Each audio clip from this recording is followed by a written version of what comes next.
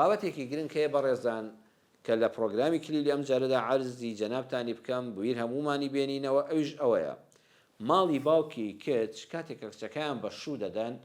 بەڕاستی پێویستە ئامۆژگاری بکەن کە ڕاستە ئێستا تۆ مێردەکەت خۆشەویستترین کەسی سەر زەویە لەلات، بەڵام کچی خۆم ئاگادار بە غیرەیەکی لە ڕاددە بەدەر لە دڵ تا دروست نەبێت لە ئەنجامی ئەم خۆشەویستیەوە، چونکە دواتر سەرگەردانت دەکا ماڵت کاول دەکا. جعفەری کوڕی ئەبی تاالب ئامۆزای پێغەمبەر، عەبدوڵڵای کوڕی جعفەری کوڕی ئەبی تاالب،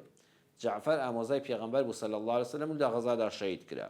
کوڕێکی هەبوو ناوی عەبدوڵڵا بوو، زۆر کوڕێکی عاقڵ و ژیر و تێگەیشتوو بوو. عەبدوڵڵای کوڕی جعفەری کوڕی ئەبی تاالب کاتێک کە کچەکەی بەشوودا وتی کچی خۆم وەرە یەک دێڕت پێ بڵێم، یەک ئامۆژگاری دەکەم بیکە مێشکتەوە بەختەوە دەبی. ئیاکی وەلغیڕە فەئینەها میفتاح الطەلاق. کچی شیرینم وریای خۆت بە غیرەی لە ڕاددە بەدەر، من نەزانم مێردەکەتت چەند خۆش دەوێت، چەند بە دڵی خۆت ئاواتەخواز بووی شوت پێکردەوە ئێمەش پێمان خۆشە یاخوا پیرۆزت بێ، بەس ئاگادار بە ئەم خۆشەویستیە لە ڕاددە بەدەرە نەیکا بە غیرەیەکی کوشندە لێت، چونکە غیرەی لە ڕاددە بەدەر و لە هەموو سات و کاتێکا کلیلی تەلاقە. لە پرۆگرامی کلیلەوە پێتان دەڵێن ئەی ئافرەتی بەڕێز ئاگاد لە خۆت بێ،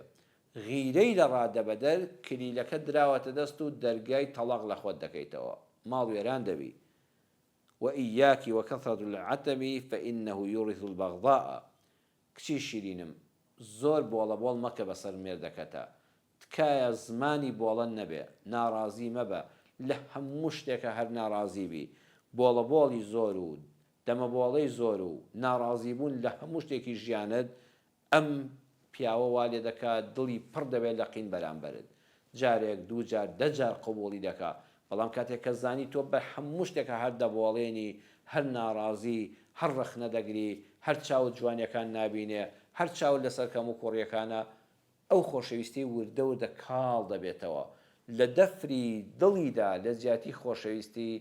ڕق و قین بەرامبەرت کۆ دەکاتەوە، وە لە ئەنجامەیشا ژیان لەگەڵا ناباتە سەر و